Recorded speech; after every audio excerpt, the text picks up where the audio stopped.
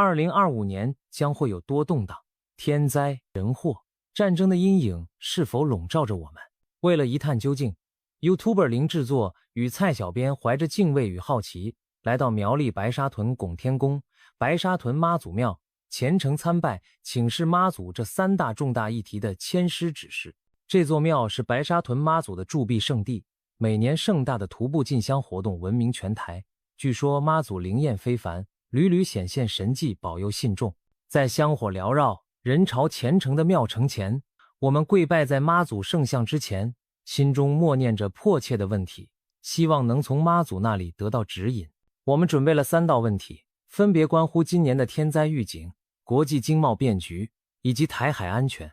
每提出一个问题，我们都依循传统仪式抽签问卜。只见零制作双手持签筒轻轻摇动，不一会儿，有一支细长的竹签从满筒签之中跳出。接着，蔡小编恭敬地拾起竹签，双手捧签高举于妈祖神像前，然后将2枚圣杯形的木块及小块抛掷在供桌前的地上，以此确认这支签是否正是妈祖要给的答案。如果木块一正一反着地，即为圣晓，表示妈祖同意这支签诗就是解答。若非如此，则需重新抽签再请示。整个过程既紧张又庄严，我们的心也随着小块翻转起落而提到嗓子眼。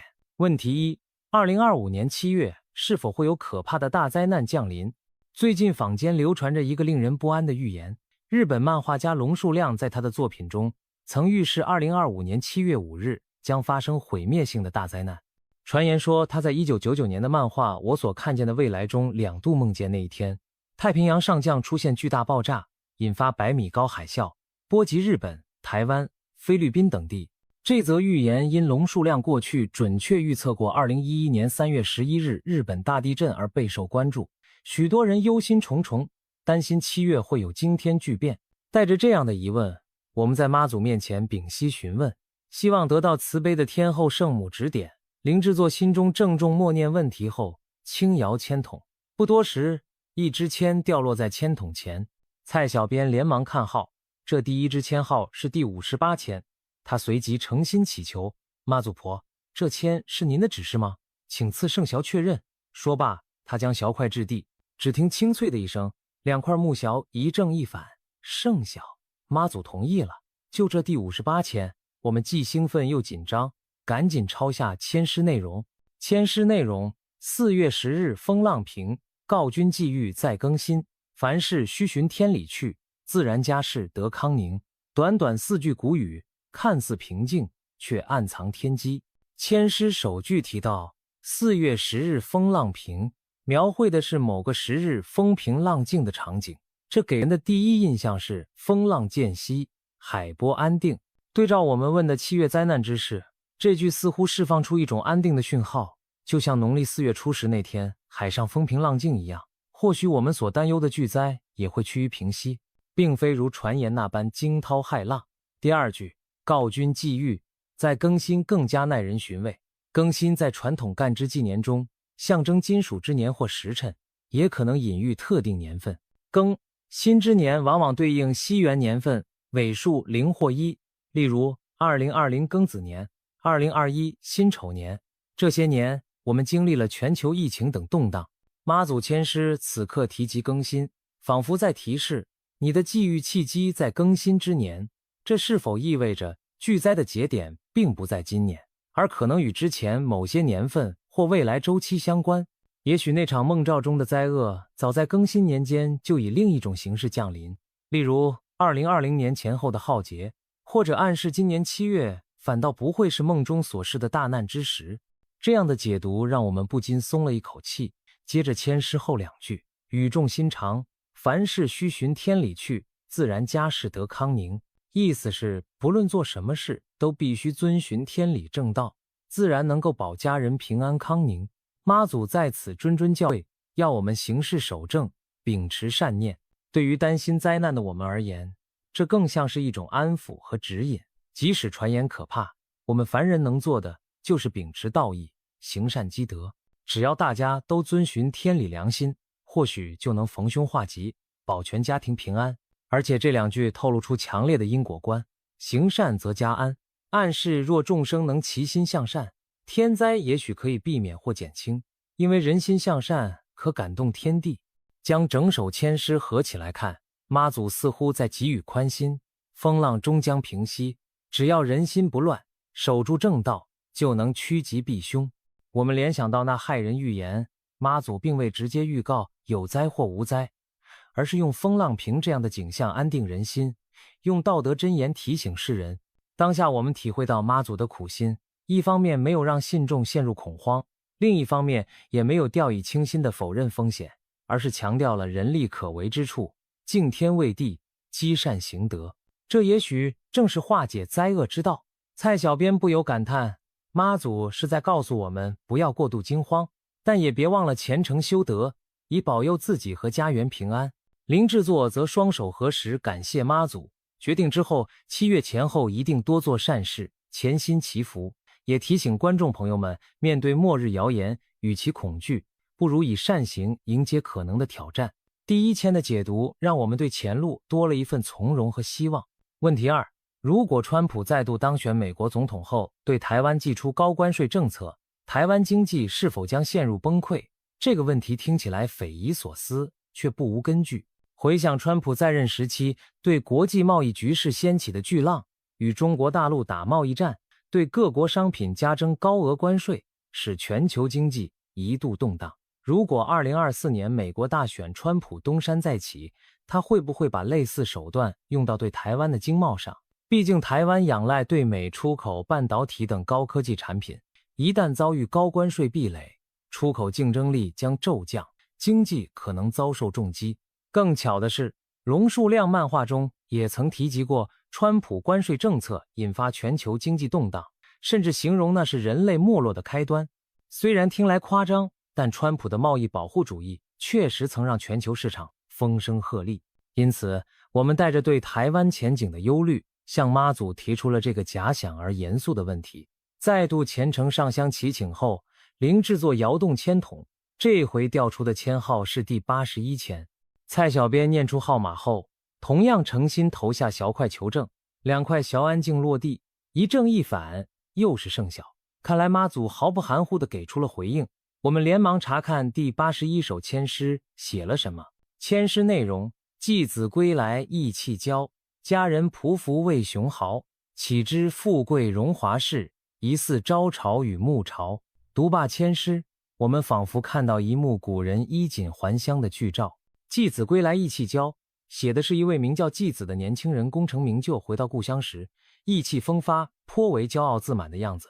家人匍匐为雄豪，则是说他家里人都匍匐在地，对他又敬又怕，如同面对白手起家的大豪强。这2句场景生动，实际上出自历史典故战国纵横家苏秦的故事。苏秦早年穷困潦倒，寄人篱下时连嫂子都瞧不起他。后来他发奋游说6国合纵抗秦，一举成为6国宰相，风光无限。当他荣归故里时，曾经轻蔑他的嫂嫂跪迎在车前，令苏秦惊叹嫂夫人为何先前傲慢，如今却卑躬屈膝。典故前倨后恭便源于此。这一段正是签诗前2句的写照。昔日卑微之人飞黄腾达归来，昔日轻视他的人反而战战兢兢。妈祖以此故事点化，显然是在强调人世富贵无常，切忌骄矜自满。目光继续下行，签诗第3句岂知富贵荣华事，提出发人深省的疑问，哪里知道富贵荣华这种事。第4句疑似朝朝与暮朝，给出了比喻，富贵就像早晨的潮汐和黄昏的潮汐一样，涨落有时，变化无常。简而言之，荣华富贵如潮汐涨落，来得快，去得也快。昨天你可能风光无两，明天却可能一无所有。正如潮水朝来夕去，没人能保证永远处于高位。结合上文的情境，曾经趾高气扬的继子也终将明白，财富和权势都只是暂时的风光，没有什么是永恒不变的。这首签诗对我们提出的问题给出了意味深长的启示。我们问的是，川普若对台加征高关税，会否导致台湾经济崩溃？这签诗并未直接回答会或不会，却通过潮起潮落的隐喻提醒我们，经济繁荣与衰退本就是循环往复的过程，即使未来真的因为贸易冲突遭遇经济重创，那也未必就是无法挽回的末日。正如潮落之后必有潮涨，低谷之后往往会有反弹契机。反过来说，当下台湾倚靠科技产业正处于富贵风光之中，我们也不可掉以轻心，盲目乐观。妈祖借古鉴今，一方面点出盛极而衰的道理，告诫我们勿骄傲自满，另一方面也宽慰我们凡事有起有伏，困难时期或许只是暂时的。进一步分析，签诗前2句的典故似乎也别有深意。苏秦当年能绝处逢生，游说成功，靠的是才智与努力，更离不开谦逊自省。台湾若面临经济打击，或可从中得到借鉴，要转危为安，需要智慧谋略和团结奋斗，切忌怨天尤人或自乱阵脚。正如苏秦曾被家人轻视，台湾过去在国际上也曾被某些人看低，但只要我们沉住气，发挥长才，就有机会再创高峰。而当我们重回高位时，也务必要保持谦恭，不能像签诗中的季子那样目中无人，否则骄兵必败，盛极恐衰。值得一提的是，龙树亮漫画提过川普关税导致全球经济动荡，已在过去几年部分应验，全球供应链经历了大洗牌，贸易格局震荡，而世界经济经过那轮潮汐般的震荡后，并没有彻底崩溃。虽然有人说那是人类没落的开端，但人类显然挺过了难关，这印证了妈祖签诗的观点，风浪再大终会平复，潮落之后仍有机会东山再起。因此面对未来的不确定，我们应有危机意识，但不必绝望。蔡小编读完签诗，不由笑着说，妈祖果然智慧啊，听君一席话，盛衰无常，所以我们要戒慎恐惧，居安思危。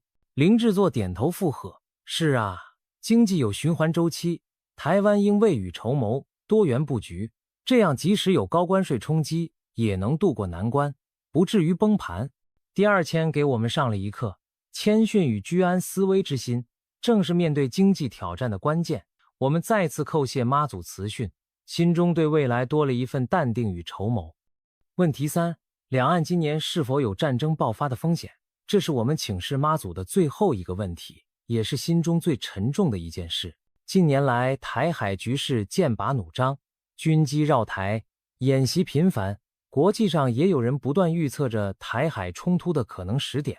2022年俄乌战争的爆发，更让台湾人敏感地意识到，战争并非遥不可及的历史，而是真实可能上演的剧本。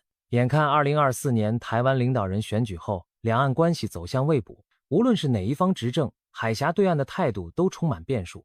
不少人忧心2025年前后会不会发生军事冲突，甚至有悲观者认为战火一触即发。这等重大而敏感的问题，我们只能怀着无比诚恳与谨慎的心情，向妈祖娘娘求问。毕竟妈祖是护佑海峡两岸子民的海上女神，我们期待她能赐下一线指引或警示。当我们准备抽签时，内心异常紧张。林制作双手合十祷告，比前2次更加前进且小心翼翼地摇动签筒。只听当的一声，一支竹签掉了出来。蔡小编捡起一看，是号码，但他没有立刻宣读，而是神情凝重地再次跪下，请示妈祖，弟子愚钝，如此重大的问题，恳请妈祖指明。若这支签不妥，还请妈祖赐示。然后投出小块。然而这一次，木块双双翻滚后静静躺着，竟是阴小，2个皆反面朝上。妈祖并未同意第一根签，我们心头一震，难道说此事难以预卜，或妈祖对刚才那签有所保留？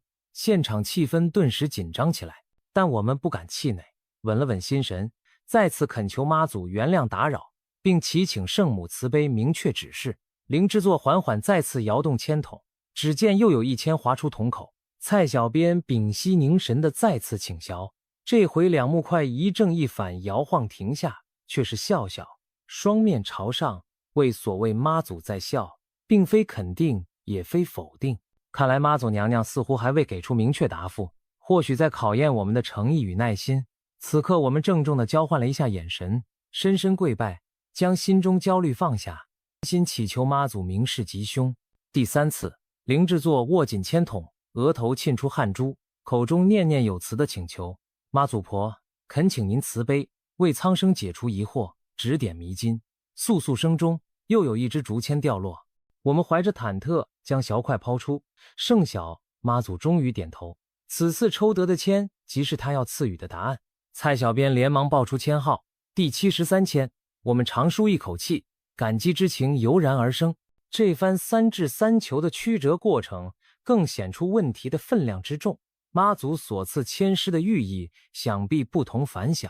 签诗内容：故人寄我一封信，约去他乡共饭思。若遇龙潭须谨慎，平安全仗佛扶持。这首签诗读来宛如一则冒险故事。一位故友来信相邀，要我去远方合伙贩卖丝绸。路途如果遇到龙潭这样凶险之地，一定要谨慎小心。旅途平安与否，全仰仗佛祖庇佑。简短几句，却有剧情有起伏。从收到邀请到远行贸易，再到途中遭逢险境，最后点出安全要靠神佛保佑。我们将它与台海局势对照，不难发现一些惊人的暗示。首先，故人寄信邀我去他乡，可以理解为有熟识的朋友。故人邀请我们前往外地共谋一桩生意，贩丝。这让人联想，两岸原本同文同种，何尝不算故人？曾几何时，两岸也有经贸往来、合作发展的美好愿景，就像老朋友招呼一声，过来一起做点生意吧。另一方面，故人也可能指台湾在国际上的盟友好友，邀请我们参与某种共同计划赴异乡。无论解读为两岸关系缓和下的经贸互动，还是国际盟友的倡议，这个开头都描述了一种跨出本土前往外域的行为，意味着台湾可能被引向一个离开自身安全圈的局面。不管是主动的经济合作，还是被动卷入国际冲突。接着最关键的是第3句，若遇龙潭须谨慎。龙潭字面意指龙之潭，传统文化中常用龙潭虎穴比喻极度危险的地方。这里出现龙潭2字，令人不禁联想到龙所代表的对象中国大陆。龙是中国的象征，这里的龙潭或许正影射台海潜藏的巨大危险，仿佛在说，如果在前往他乡的过程中遇到了与龙、中国大陆有关的深潭险地，一定要格外谨慎小心。对应现实，就是一旦碰触到大陆方面的敏感红线，或卷入与大陆相关的冲突情境，务必要万分提高警觉。这一句无疑是对战争风险的直接警告。台海有如龙潭，一不小心便可能坠入战祸的深渊。妈祖以遇龙潭暗喻两岸冲突之险，提醒我们切勿掉以轻心。最后一句，平安全仗佛扶持，点明了化解此险的关键。平安全靠佛祖、神明的扶持庇护。这句话让我们不寒而栗之余，又感到一丝安慰。战争的风险或许真实存在，一旦卷入将非常危险，需要高度谨慎。但同时，妈祖告诉我们，唯有仰仗神佛护佑，才能化险为夷，转危为安。作为海神的妈祖，本就是护佑航海平安的神明，如今他亦表示愿意扶持信众渡过龙潭。这既是在告诉我们，面对战争等人力几乎无可奈何的巨大灾祸时，人们更应虔诚祈求神佛的庇佑，求得心安和平安。另一方面，也似乎暗示，即便局势严峻，只要我们保持信仰，恪守正道，最终有机会安然度过这场危机，有惊无险地避免战争的爆发。仔细回味整首签诗，每一句都宛如对台海处境的写照和忠告。远方的邀约可能意味着利诱或局势变化，不要贸然前往险境。龙潭直指当前两岸最危险的战争边缘，务必步步为营，冷静克制。最后更强调信仰的力量，妈祖和佛祖将是守护平安的依靠。这与妈祖一直以来在民间信仰中的角色不谋而合。历史上据传妈祖多次显灵，保护海峡两岸的渔民航海者躲过台风和海难。如今面对战争这片人祸之海，他仍然守护着信众。只要我们潜心祈求，或能逢凶化吉。在庙里解签的我们，读到这里不禁背脊发凉，又心生敬畏。妈祖并未明确说明战争一定会发生或不会发生，但将潜在风险点拨得清清楚楚，把能做的防范也一并相授，谨慎戒备，安心信奉。蔡小编低声念道：小心龙相关的人事物，赶紧求神佛保佑，就能有惊无险，平安来去。这不就是告诉我们，面对台海局势要保持警惕，同时把平安托付给妈祖吗？灵智作则双眼泛红，郑重说道：妈祖显灵指点，真是慈悲，我们一定会谨记，不要冒险外出远行。这句叮咛，不轻起战端之险，并呼吁大家多到庙里祈福，求妈祖保佑台湾平安。这一签，庞佛给忧心战争的民众吃了一颗定心丸，只要全体人民慎思慎行，不挑衅，不停留于险境，并集体怀抱虔诚信念，或许就能化解一场浩劫于无形。妈祖最后的指示等于给我们点亮了心灯，也提醒所有人莫忘信仰的力量。在这一刻，我们深深感受到妈祖对于两岸子民的守护之心，无论风浪多险，他都愿意扶持，只盼我们自己也多一份谨慎与虔诚。三支签问毕，我们怀着感恩和崇敬之情，再次叩首谢过妈祖。此次白沙屯拱天宫之行，可谓妈祖震撼三千，给我们就2025年的三大动荡议题带来了宝贵启示。回顾这3首签诗，妈祖没有直接给出简单明了的吉或凶答案，而是透过深邃的诗句和寓意，引导我们找到面对未知风浪的态度与智慧。第一签以风浪平和巡天理告诫我们，对待末日灾难的谣言，保持镇定，行善积德便能心安，以德避灾，风平浪静自会到来。第二签借苏秦衣锦还乡的典故和潮汐涨落的比喻，提醒我们经济盛衰有常，谦逊谨慎，居安思危，才能在盛时不骄，衰时不馁，终能度过周期兴衰，而不致真正崩溃。第三签则以远行贸易遇龙潭的故事警示，当前台海如履薄冰，唯有戒慎恐惧，不入险地，并仰仗妈祖佛祖庇佑，才能保得两岸平安无事。三签串联起来，正是定心、戒骄、谨慎6字真言。妈祖在冥冥中为善信指引了一条度过动荡的不二法门，一手抓人心向善与谦卑自省，一手握对神佛的坚定信仰。这样，无论是自然灾害、人为的经济冲击，还是可能的战争危机，我们都可以有所准备，不致恐慌失措。更让我们惊叹的是，每一支签诗都和所问时事贴切对应，庞佛妈祖在与我们娓娓而谈，深入开示。